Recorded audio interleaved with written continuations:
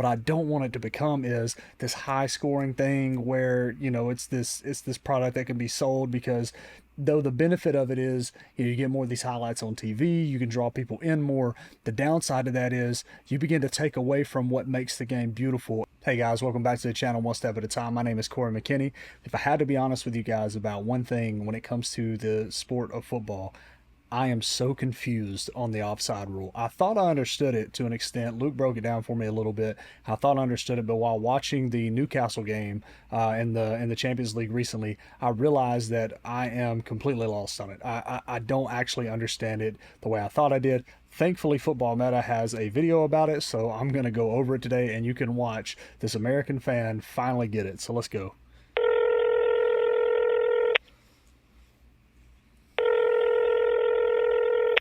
Hello? What Hey is Mum, this? it's me.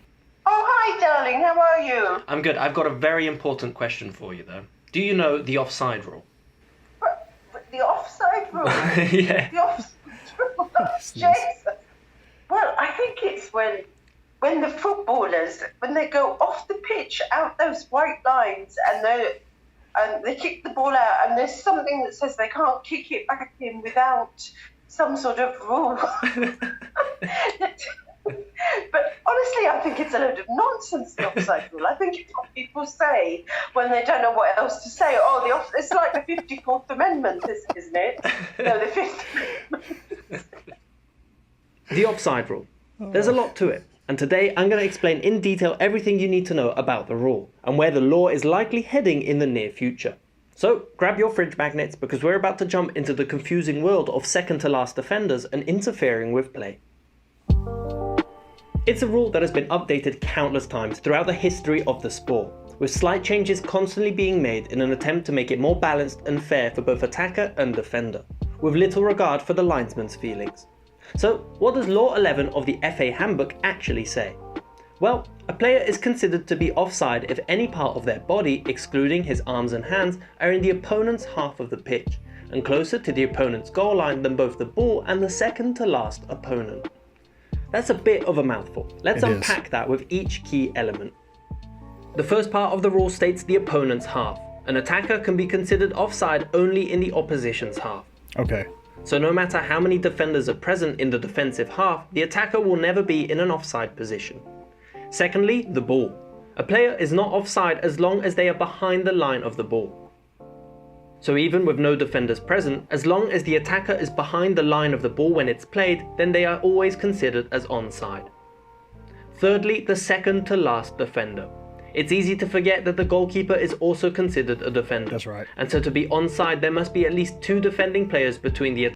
Okay, he just said something so simple, but it's so profound for me because I constantly forget that the goalkeeper is a defender as well. Like, it just completely is removed from my mind because most of the time when I'm looking at defensive breakdowns and stuff like that, I'm not thinking about the goalie being a defender. I'm just like, oh well, that's the position he plays, but duh, he is also a defender. So that should be like the easiest thing on the planet, but I constantly forget it. So I'm glad that he reminded me of that.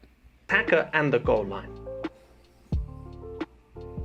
If, for example, the keeper has rushed off his line with the defender covering the goal, the attacker here would still be considered as offside, as there is only one player ahead of them and the goal line. Finally, the body also needs to be considered, especially with the video assistant referee. A player will be considered offside only if a part of his body he can score with is beyond the areas we have just covered, meaning his arms and hands will not be considered when making the decision. This also goes for the goalkeeper, with the cutoff point being at the end of the armpit. Now, simply standing in an offside position is not an offence in itself, but a player in this position will be deemed offside the moment a teammate makes a pass, and the attacker becomes involved in play. Okay. When receiving a pass, if the attacker is beyond the second to last defender the moment the ball is played, then this is considered as offside. If, however, they are in line or behind the second to last defender and move into this position after the ball was played, then this is not considered as offside. Okay, that makes so much sense. So the attacker can't be behind the defender before the ball is kicked, but he can move behind the defender as the ball is being kicked, almost as if he's being led on a pass. Okay, all right. I might not even have to watch the rest of this video to kind of get the rest of the rule. That in and of itself helps out a ton, because sometimes I'm like, why doesn't he just move up further up the pitch if this dude's got the ball?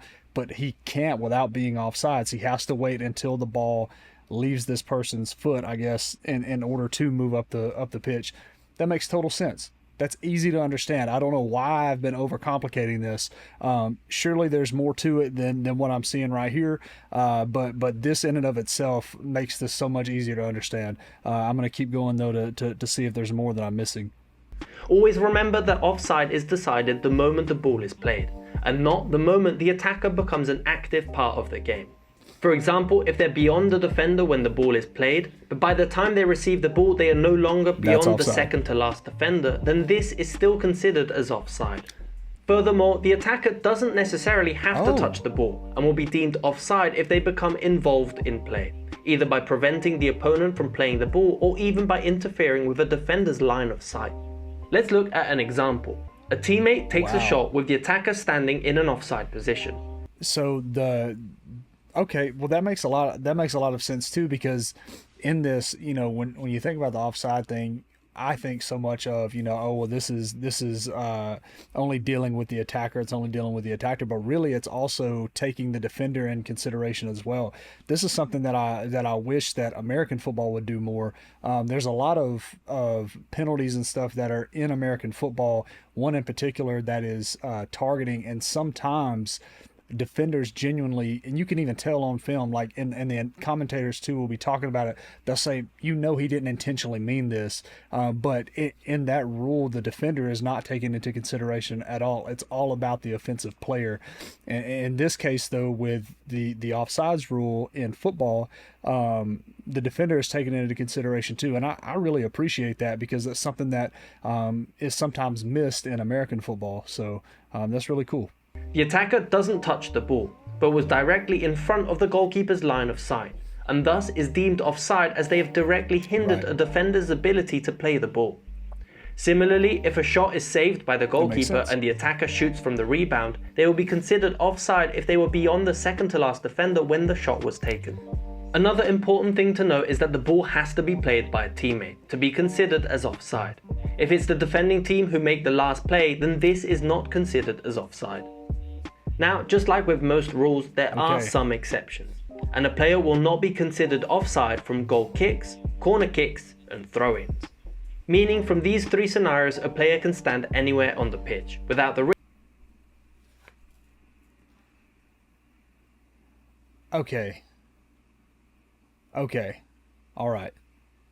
That helps a lot too, because I'm sitting there as he's talking about when they're considered offsides and stuff, and if it's played back or whatever after the shot, outside of these three situations that he just brought up, I'm sitting there like, man, I could have swore I've seen this play out, but it's only been in those three scenarios that he's talking about, where legal play is happening, particularly in corner kicks is where I'm thinking of, or maybe even throw-ins as well. I'm trying to think of a specific example, but nothing's coming to mind right now. But I remember watching some of those and going, man, is that not offsides? Like, what is the difference between what is happening here on this play and what happens in normal run of the pitch? Well, that makes total sense now. So I'm glad that he broke that down.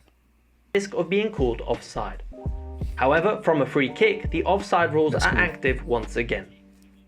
When offside is called, an indirect free kick is awarded to the opposition, and no disciplinary action is taken towards the striker, except a few insults from the crowd if this is a regular occurrence. Remember this guy? He was always offside. Now, more recently, with the advent of video assistant referees, the fine margin of offside has taken the centre stage. And while all referees will definitely know the rulebook off by heart, what's less known is, where does our armpit actually end? Is it there? To overcome this issue with our anatomy, some changes to the rule are being trialled in various leagues across the world, in an attempt to make the rule more fair in both the eyes of the striker and the defender. The first big transformation being trialled comes from the head of FIFA's Chief of Global Football Development, and ex-Arsenal manager Arsene Wenger, who wants to give the strikers a big advantage.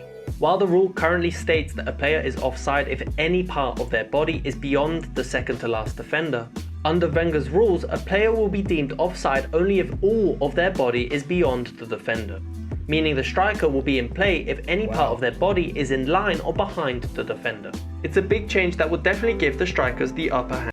That doesn't feel like it's that big of a difference from like somebody from the outside looking in who maybe doesn't watch the sport. But for those of us who are watching the sport, that is a huge difference. And I think that favors the strikers too much. I really do. I think it allows them to have a huge advantage over the defenders. So I'm not so sure that I like that. As it would give them an extra yard of space to work with. The main idea behind this change to the offside rule is to potentially make the game more exciting by leading to more goal scoring opportunities. Yeah, and sorry to keep pausing it. That kind of makes sense though, to make it quote more exciting, because like the huge thing in America right now is, oh, I don't want to watch the sport because it's so boring. How can you watch a sport that is always 0-0 and blah blah blah, or 0-0? But we call it 0-0 here. And so that makes sense. You know, you do that, you get more scoring and stuff like that. But is that genuine football though? Like, are you not changing the game too much for it to be more entertaining so that you can sell a product? Something that I don't want football to become is what American football has become here in the professional world of, this is a product in which I'm selling you. The game is so beautiful, and the tactical in between of the goals. Like I'm learning to read the field and understand or read the pitch and understand what's happening on the pitch between players and the defensive moves and the schemes and the tactics and the way players are moving around, that I can appreciate what's going on. What I don't want it to become is this high scoring thing where, it's this product that can be sold because, though the benefit of it is, you get more of these highlights on TV, you can draw people in more. The downside of that is you begin to take away from what makes the game beautiful, and that's the in-between of the goals, in my opinion anyway. But there's another change that's being trialled in a big way at the Club World Cup: the Robo-Ref. Whoa. Yes, AI continues to steal all our jobs, and this new technology works by creating up to 29 data points for each player, creating an animated exoskeleton of every footballer. Almost like a video game. Make an offside call within 0.5 seconds. Chelsea will be the first European club to trial this technology, with hopes of it being fully implemented in time for the World Cup in Qatar this December. One thing that seems certain though is that the offside rule is here to stay, and will certainly be a controversial topic for years to come. And now, let me know what you think. What do you make of the current state of the offside rule, and what changes do you think could improve the game? Let me know in the comments down below, along with any suggestions for future videos. And if you enjoy this content, please leave a like and subscribe for more. Thanks for watching. In his words, yes, please subscribe to him. Also subscribe to my channel, because I would like for you to do that. As far as like suggestions that I have for changing the rule, I don't think that I'm seasoned enough in my understanding of the rule in general to say like, hey, I think this change would be good. I think I am competent enough to know that changing it in the way that what's his name was wanting to do, where you give the striker a full yard advantage, I don't like that. I don't think that's a great idea. But I don't think that I have anything that I would change about the rule, other than issuing a mandatory video for all Americans who want to watch the sport to have to understand the offside rule, because I think Ted Lasso even makes fun of it in one of his episodes. He runs up to the referee and he's like, hey, you said he's offsides. Hey, no, he's not. And the ref's like, yeah, he is. He's like, no, seriously, I don't really understand the rule. Can you explain it to me?